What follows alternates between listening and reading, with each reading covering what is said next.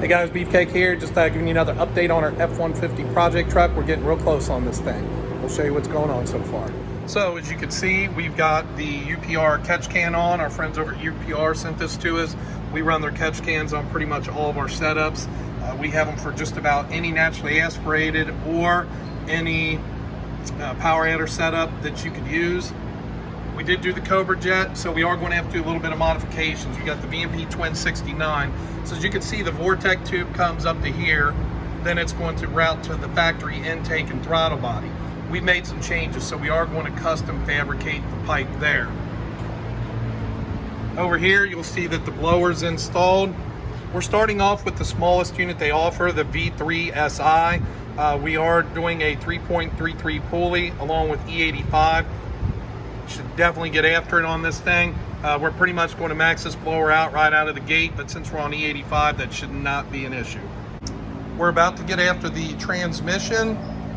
Again, we've got the full Suncoast kit sitting here, stage 2, same thing that we're running on our 1400 wheel Mustang. For the converter, we've got the Suncoast billet bolt together. Probably a little overkill for this setup, but I'd rather overbuild just for future growth. We do have their standard 10R80 converters available too, $22.49 retail, plus we've got some of our group specials. The billet bolt together is more like $39.95, but it's a great piece for the hardcore guys. Same thing that we're again running in our 1400 wheel horsepower Mustang. This is a beautiful piece. Everything they do is great. The bolt together does give us the ability to change stators, so we can get a little more flash. We actually opted, the trucks come with the 260 millimeter.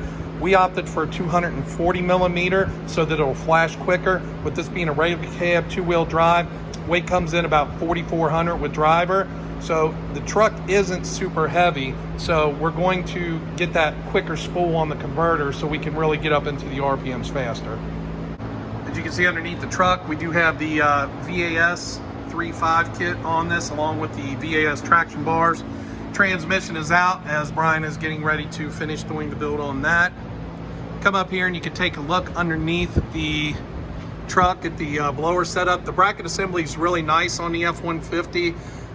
You do not need to remove the head unit to change belts or anything. Again, we went down to the 3.33 grip tech pulley, so we're going to get after it, max this blower out right out of the gate. We do have the self-contained unit, so we can just drain from right here every oil change. The standard blow-up valve isn't really big, but it's not set up for a lot of boost. For the basic kits, 8 pounds, we're going to get a little bit more. So we did opt for the upgraded tube with the race blow-up valve, which I'll show you over here. So we've got the max flow race blow-up valve.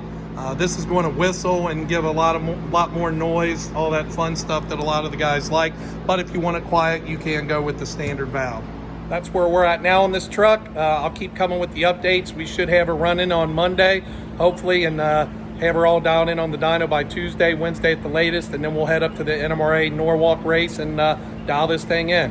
Hope to see you soon. Again, all your F-150, Mustang, Hemi, Camaro, late muscle part needs, beefcakeracing.com.